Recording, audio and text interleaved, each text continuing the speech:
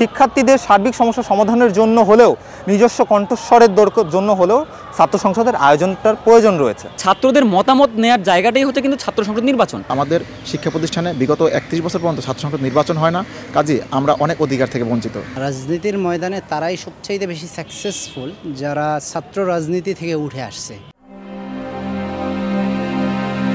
সর্বশেষ ঢাকা কলেজের ছাত্র সংসদ নির্বাচন হয়েছিল 1993 সালে। এরপর 32 বছর পার হলেও আর কোনো নির্বাচন হয়নি দেশের অন্যতম ঐতিহ্যবাহী শিক্ষা প্রতিষ্ঠান ঢাকা কলেজে। 1841 সালে প্রতিষ্ঠার পর থেকেই এই কলেজ ছাত্র আন্দোলন, সংগ্রাম ও গণতান্ত্রিক চর্চার এক গুরুত্বপূর্ণ কেন্দ্র হিসেবে পরিচিতি পেলেও বর্তমানে সেই অতীতের গৌরব অনেকটাই হারাতে বসেছে।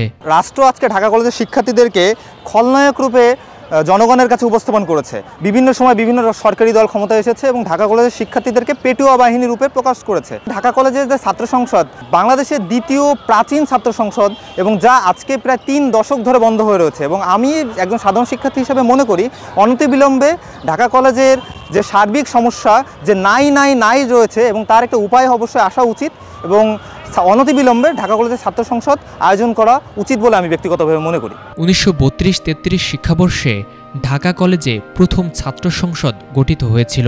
এরপর মোট 24 বার নির্বাচন অনুষ্ঠিত হলেও বর্তমানে 3 দশকের বেশি সময় ধরে নির্বাচনহীন অবস্থায় রয়েছে এই ঐতিহ্যবাহী সংসদ। গত 93-94 সেশনে সর্বশেষ ঢাকা কলেজ ছাত্র সংসদের নির্বাচন হয়। পরবর্তীতে আমরা জানি না যে কী কারণে ঢাকা কলেজ ছাত্র সংসদের কোনো নির্বাচন হচ্ছে না। এর কারণে যারা আমরা শিক্ষার্থী এরা আমাদের অধিকার থেকে পিছিয়ে আছি। একটি কলেজের ছাত্র সংসদ, একটি শিক্ষা প্রতিষ্ঠানের ছাত্র সংসদ সাধারণত সাধারণ শিক্ষার্থীদের সকল ছাত্রদের অধিকার নিয়ে তাদের সকল চাওয়া পাওয়া নিয়ে কথা বলে, কিন্তু যেহেতু আমাদের শিক্ষা প্রতিষ্ঠানে বিগত 31 বছর পর্যন্ত ছাত্র সংসদ নির্বাচন হয় না, কাজে আমরা অনেক অধিকার থেকে বঞ্চিত। দেশজুড়ে বিশ্ববিদ্যালয়গুলোতে আবারও ছাত্র সংসদ নির্বাচন অনুষ্ঠিত হচ্ছে এবং শিক্ষার্থীরা গণতন্ত্র চর্চায় অংশ নিচ্ছে। এই নির্বাচনের আমেজের মধ্যেই ঢাকসু নির্বাচনের দাবি তুলছেন ঢাকা কলেজের শিক্ষার্থীরা। ছাত্রদের মতামত নেওয়ার জায়গাটাই হচ্ছে কিন্তু ছাত্র সংসদ নির্বাচন। এর মধ্যে দিয়ে ছাত্রদের প্রতিনিধি তৈরি হয় এবং সেই প্রতিনিধিরা ছাত্রদের কথাগুলো বলতে পারে। সন্ত্রাসের যে রাজনীতি, দখলদারিত্বের যে রাজনীতি, সেই রাজনীতিকে রুখে দেওয়ার জন্য সবচেয়ে বড় হাতিয়ার হচ্ছে ছাত্র সংসদ নির্বাচন। এর মধ্যে দিয়ে ছাত্রদের সরাসরি ভোটের মাধ্যমে প্রতিনিধি নির্বাচিত হয়।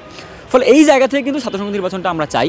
দীর্ঘদিন ধরে বন্ধ থাকা ঢাকা কলেজের ছাত্র সংসদ পুনরায় চালু হলে শিক্ষার্থীরা নতুন নেতৃত্ব গঠনের সুযোগ পাবে এবং গণতান্ত্রিক চর্চার ঐতিহ্য ফিরে আসবে বলে জানান ডাকসুর সর্বশেষ ভিপি হারুনুর রশিদ। আমি ব্যক্তিগতভাবে সর্বশেষ ভিপি হলো আমি সবসময় চাই যে নিয়মিত ছাত্র সংসদ নির্বাচন হোক, কারণ হওয়ার ফলে যে নেতৃত্বের যে বিল্ড আপ হয় ছাত্র সংসদ নির্বাচনের মধ্য দিয়ে এই যে নেতৃত্বের যে সংকট দূরী করা যায় সেটা আমি উজ্জ্বল দৃষ্টান্ত।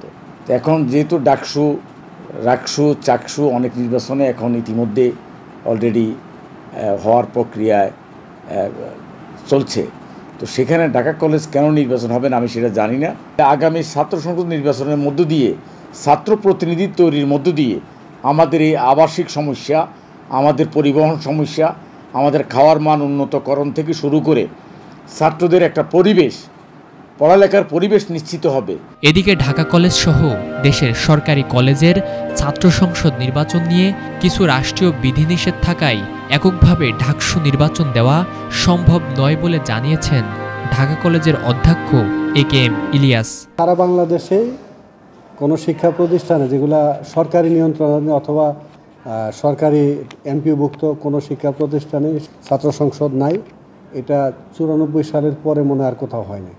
এটা রাষ্ট্রীয়ভাবে সিদ্ধান্ত ছাড়া, নীতি নির্ধারণ সিদ্ধান্ত ছাড়া কোনো কলেজ এককভাবে নেওয়ার সুযোগ আছে বলে আমি মনে করি না।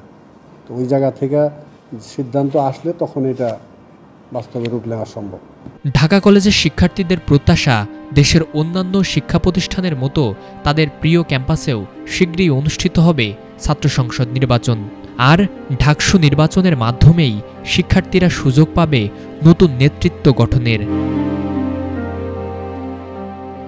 ফরিদুল ইসলাম ইমন, ATN বাংলা, ঢাকা।